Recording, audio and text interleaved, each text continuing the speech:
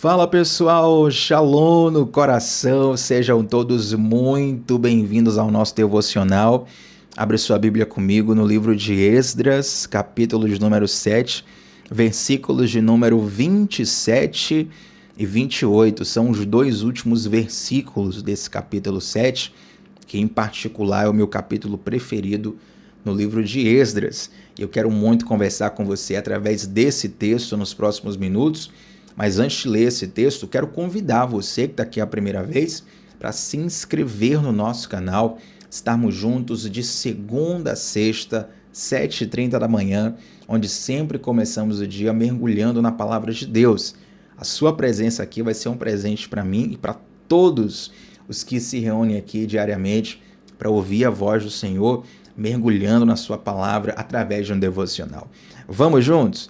Esdras capítulo 7, versos 27 e 28, está escrito assim: Bendito seja o Senhor, o Deus de nossos antepassados, que pôs no coração do rei o propósito de honrar desta maneira o templo do Senhor em Jerusalém, e que por sua bondade levou o rei, os seus conselheiros e todos os seus altos oficiais.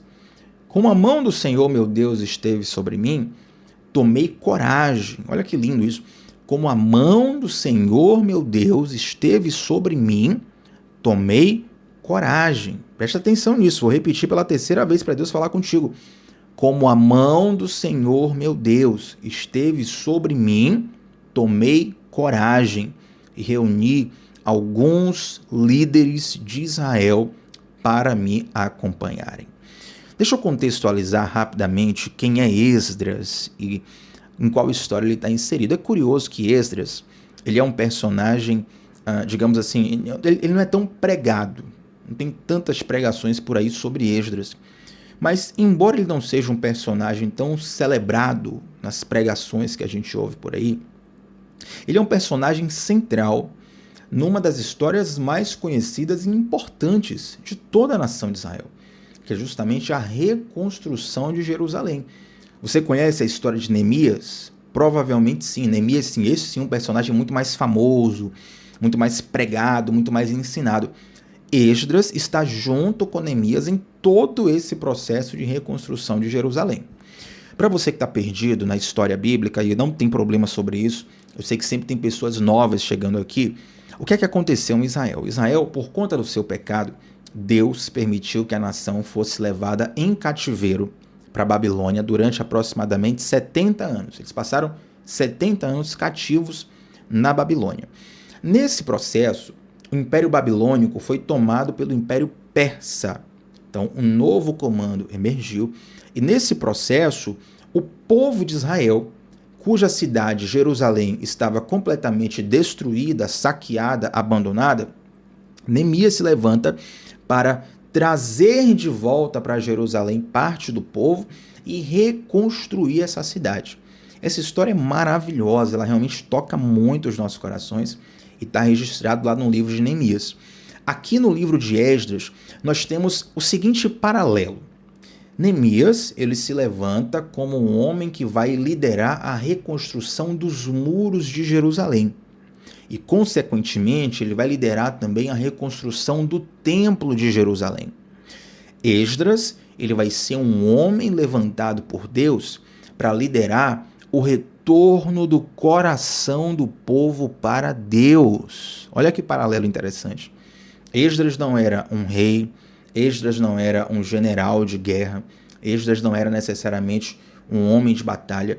Esdras era um escriba, alguém que era um profundo estudioso da lei do Senhor, e Deus o levanta para liderar o ensino da lei novamente para esse povo que está voltando para Jerusalém e está reconstruindo os muros da cidade. Então, basicamente, Neemias, ele lidera a reconstrução social, a reconstrução logística mesmo da cidade de Jerusalém.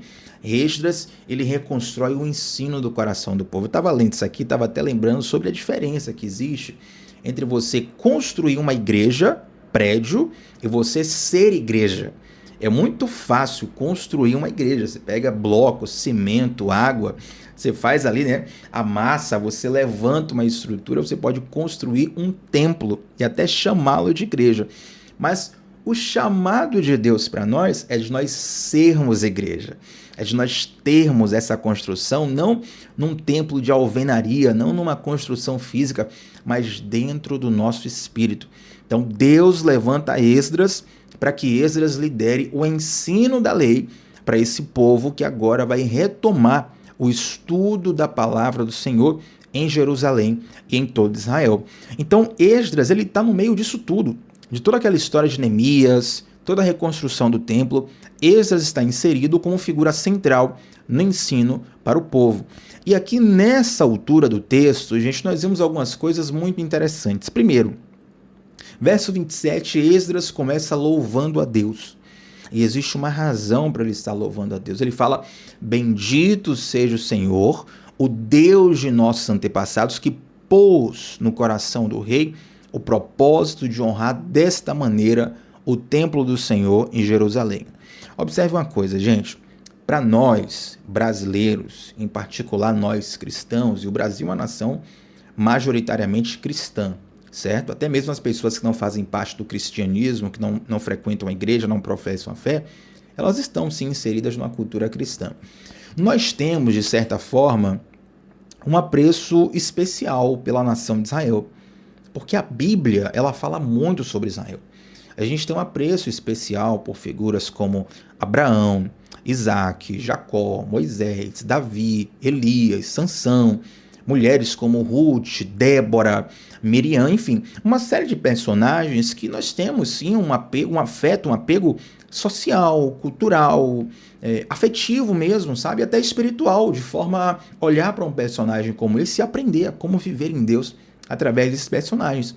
Mas o imperador persa, que estava, digamos assim, deixando cativo ainda o povo de Israel, ele estava liderando aquele império e coordenando aquelas regiões, ele não tinha esse apreço por Israel. Israel era um povo escravo para eles. Israel era um povo menor, um povo mais fraco, um povo menos importante. Então, quando esses líderes pagãos, quando esses imperadores de outras nacionalidades que dominavam toda aquela região na época, quando eles liberam o povo de Israel para voltar para Jerusalém e para reconstruir a cidade de Jerusalém, para reconstruir o templo de Jerusalém. E atenção, eles não só liberam o povo para voltar, mas eles financiam essa volta. Eles dão matéria-prima, eles dão ouro, eles dão prata. Tudo isso está escrito lá no livro de Neemias com muito mais detalhes. Isso é um grande milagre de Deus. Isso é um grande mover de Deus. Você vai se lembrar comigo que quando o povo de Israel está cativo no Egito, eles estão escravizados no Egito, para eles liberarem, para o egípcio liberar o povo de Israel de sair de lá, meu irmão, teve que ser 10 pragas de proporções nacionais. Praga que envolveu o rio Nilo, praga que envolveu o rã, praga que envolveu mosca, praga que envolveu escuridão, praga que envolveu o gafanhoto que comeu toda a plantação, praga que matou os primogênitos. Teve que ser assim, a nação teve que ser totalmente assolada para o faraó liberar o povo de Israel. Então note que Deus teve que fazer grandes moveres sobrenaturais aos olhos de todo o povo. Já nesse cativeiro, que começou com um cativeiro do Império Babilônico, nesse caso aqui já é o Império Persa, o povo de Deus, ele não só é liberado, mas como ele é financiado pelo imperador. Olha, vocês vão voltar, vocês vão reconstruir Israel e eu vou pagar por essa reconstrução. Então note como que isso é um grande milagre da parte de Deus. E Esdras, ele está louvando a Deus, reconhecendo que Deus é aquele que move o coração de qualquer rei sobre essa terra. Certamente eu e você conhecemos muitas pessoas que são poderosas em diversos níveis. Eu posso utilizar a política aqui apenas para facilitar o entendimento. No nível municipal, o prefeito. No nível estadual, o governador. no nível nacional, o presidente. Se a gente for para o judiciário, nós temos os juízes, os magistrados, nós temos os ministros no STF, nós temos, se formos para o legislativo, deputados, senadores, nós temos no âmbito municipal vereadores, figuras de autoridade, e nós sabemos que muitas dessas figuras, elas pensam apenas em si, elas pensam apenas no seu próprio bem, mas embora elas sejam figuras poderosas, que tenham seus próprios planos e seus próprios desígnios, Deus tem poder suficiente para mover na direção que Ele quiser. O que Esdras nos lembra aqui é que não há poder nessa terra que seja mais forte do que o poder de Deus. Às vezes a gente olha para uma situação e ela humanamente parece ser uma situação impossível de resolver. Mas a gente precisa se lembrar que o nosso Deus é o Deus do impossível. Um dos versículos que eu mais me emociono quando eu leio na Bíblia está lá em Lucas capítulo 1, quando o anjo Gabriel vai até Maria avisar para Maria que ela então estaria grávida de Jesus. E ele está trazendo para Maria uma mensagem que é muito fora da curva, não tinha precedente na história sobre isso. Na verdade, não teve nem antes nem depois. Maria é um exemplar único, uma mulher que ficou grávida mesmo sem ter tido relação sexual. E naquela época não tinha fertilização in vitro, não tinha, sabe, todo o aparato tecnológico que nós temos hoje. Então, quando o anjo conta isso para Maria, ele fala o seguinte: olha, Maria, para que você creia que de fato é Deus que vai fazer esse grande milagre, lembre de Isabel, a sua parenta. Isabel era estéril. Isabel passou a vida inteira estéril. Mas se você for lá agora, você vai perceber que essa mulher que você conheceu a vida inteira como estéril, ela está grávida, porque para Deus nada é impossível. Nós precisamos lembrar, aquecer o nosso coração e guardar o nosso coração nessa convicção de que para Deus nada é impossível. Aí Esdras continua escrevendo no verso 28, por sua bondade levou reis, conselheiros, seus altos oficiais. E aqui, gente, vem a frase que faz estremecer o meu coração. Ele fala assim, ó: como a mão do Senhor meu Deus esteve sobre mim, então tomei coragem. Essa missão que Esdras tinha era uma missão muito difícil, de ensinar novamente a lei do Senhor, de reestruturar todo o ensino doutrinário em toda a nação de Israel, que estava espalhada por outros lugares, por outras regiões, que estava sem ter essa estrutura de ensino, sabe, bem organizada, intensificada em outras nações. Esdras tem essa grande missão, mas ele se enche de coragem porque ele tem a convicção de que Deus está com ele. A gente precisa ter essa coragem de seguir o caminho no qual Deus nos colocou. Isso aqui não é uma injeção de ânimo para você fazer o que quiser.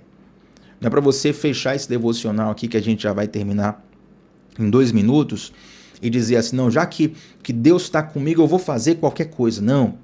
Essa coragem aqui é a coragem para você fazer o que Deus te mandou fazer. Vamos ser sinceros? A gente tem coragem para fazer tanta coisa errada. A gente tem coragem para fazer tanta coisa equivocada. A gente tem coragem para fazer tanta coisa que mesmo não sendo errada, mas é inútil, não vai mudar nada na vida de ninguém. A gente tem coragem de fazer coisas pelo nosso time, tem coragem de fazer coisas por uma pessoa que a gente quer ver ganhar na política, tem coragem de fazer coisas por uma ideia que alguém falou e estão discutindo na rede social, e às vezes você gasta horas e horas e dá a cara a tapa e argumentos para poder discutir por uma coisa que no outro dia ninguém nem vai lembrar o quê. A gente tem coragem de fazer tantas coisas por situações que são irrelevantes e não valem a pena de fato. Mas aí muitas vezes nos faltam coragem para fazer a vontade de Deus. Quantas pessoas corajosas que eu conheço que estremecem na hora de, por exemplo, compartilhar o Evangelho de Jesus com um amigo, de orar por alguém que está precisando de oração, de fazer o bem numa situação que talvez te leve ao constrangimento, mas você sabe, eu tenho que fazer o bem nessa situação. Eu tenho que lidar com isso aqui. Eu tenho que fazer a vontade de Deus aqui. E essa coragem, ela vem do próprio Deus em nós. Quando nós vemos essa palavra de Esdras aqui, qual era a base da coragem de Esdras? Não era a personalidade de Esdras. Não é porque Esdras era diferenciado, era destemido. Não, era a mão do Senhor.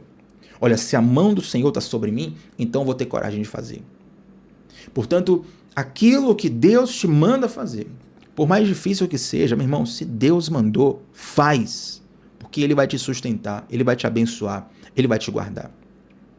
É óbvio, eu nem preciso gastar muito tempo aqui para nós compartilharmos que Esdras, essa missão não se tornou fácil porque Deus estava com ele. Esdras enfrentou muitos desafios. Não só Esdras, o próprio Neemias, cuja história é um pouco mais conhecida, é um livro um pouco mais lido da Bíblia, digamos assim. A gente viu que Deus ele levantou Neemias, ele ungiu Neemias, ele capacitou Neemias. E, meu irmão, Neemias enfrentou desafios assim que, olha, 99% das pessoas desistiriam. Por que Neemias não desistiu? Porque Deus estava com ele. E a gente precisa ter essa consciência quando o Senhor coloca algo no nosso coração e nós hesitamos em fazer. Às vezes não é uma coisa grande no sentido assim, não é uma coisa de proporções nacionais, sabe? Às vezes, como eu citei nos exemplos, é algo que diz respeito a uma pessoa que está do seu lado. Às vezes é até uma pessoa que você nunca viu na vida e não vai ver depois. Pode ser no hospital, pode ser numa padaria, pode ser na rua, pode ser na academia. Pode ser em alguma nuance onde Deus te colocou ali e às vezes a gente deixa que o medo governe nossas emoções, que a vergonha governe nossas emoções, que a ansiedade governe nossas emoções. Deixa eu dizer uma coisa, medo, vergonha e ansiedade são emoções válidas, elas fazem parte do ser humano, mas elas não podem te governar. O que deve nos governar é governar sobre os nossos medos, sobre a nossa vergonha, sobre a nossa ansiedade, sobre a nossa hesitação. O que deve governar é a convicção, aleluia, a fé de que Deus nos enviou e aquilo para o qual Deus nos envia, Ele garante o resultado da missão. Essa convicção que moveu Esdras diante de um grande desafio é a mesma convicção que nos move hoje nos pequenos, médios e grandes desafios. Essa convicção não é uma energia do universo. Essa convicção não é uma empolgação temporária de uma frase de efeito que você ouve. Essa convicção, ela advém da presença de Deus. Essa convicção advém da direção de Deus. Essa convicção advém da voz do Senhor em nosso coração. Não é difícil ouvir a voz de Deus. E nem é difícil identificar a voz de Deus. Difícil, muitas vezes, é nós vencermos as nossas barreiras internas para obedecer à voz de Deus. Tiago, agora parece que você falou o raio-x da minha alma, Tiago. Realmente é muito difícil fazer isso. Como é que eu posso fazer isso? Confia no Senhor. Sabendo que a mão do Senhor está sobre você, tome coragem e faça, viva, realize a vontade de Deus. Eu tenho certeza que você não vai se arrepender. Pelo contrário, você vai desfrutar de coisas que só quem obedece à vontade de Deus e segue sua voz consegue desfrutar. Amém? Eu quero orar com você para fechar esse devocional. Antes de orar, eu quero muito convidar você que está aqui pela primeira vez para se inscrever no canal, deixar seu like aqui na transmissão, que ajuda muito para essa mensagem chegar para mais pessoas. E, é claro, convidar você para o nosso grupo fechado no WhatsApp, que é um grupo onde eu te envio na palma da sua mão todos os dias o link dos nossos devocionais e as anotações também do nosso devocional, material por escrito para você estudar. Para você entrar no nosso grupo, clica no link que está fixado nos comentários. E nesse comentário fixado também tem um link da nossa comunidade do Discipulado Bíblico, que é a nossa plataforma de estudos aprofundados da Palavra de Deus. É lá que nós aprofundamos. Eu quero muito ter você lá para nós estudarmos a Palavra de Deus com profundidade juntos. Amém, gente? Vamos orar ao Senhor? Pai, nós somos gratos a Ti por tudo que o Senhor fez e faz. Nós somos gratos, Pai, porque em meio a tão grandes desafios, nós cremos que temos um Deus que é maior do que esses desafios grandes. Em meio a um medo tão forte que às vezes assola o nosso coração, nós cremos num Deus que é mais forte do que esse medo. Senhor, nós Te engrandecemos porque pela Sua palavra nós recebemos combustível para seguir em frente. Combustível para dizer sim a Ti. Não apenas um sim para fazer uma aliança com Jesus e dizer, olha, agora eu sou cristão. Mas um sim repetido todos os dias, nos pequenos comandos, nos pequenos chamados, nos pequenos sopros que o Senhor traz ao nosso coração diariamente. Meu Deus, meu Pai, enche-nos de coragem para vivermos e fazermos a Tua vontade, Assim como Esdras foi uma bênção onde ele foi colocado, nos faz também uma bênção onde o Senhor nos plantar, em nome de Jesus e para a glória de Jesus. Amém, gente. Olha só, antes de sair desse devocional, comenta aqui qual foi a parte que mais falou ao teu coração. Compartilha esse devocional com alguém. Isso vai ser um presente para essa pessoa. E é claro, estamos juntos sempre de segunda a sexta, 7h30 da manhã, começando o dia mergulhando na palavra de Deus. Shalom no coração, meu povo. Até a próxima. Tchau, tchau.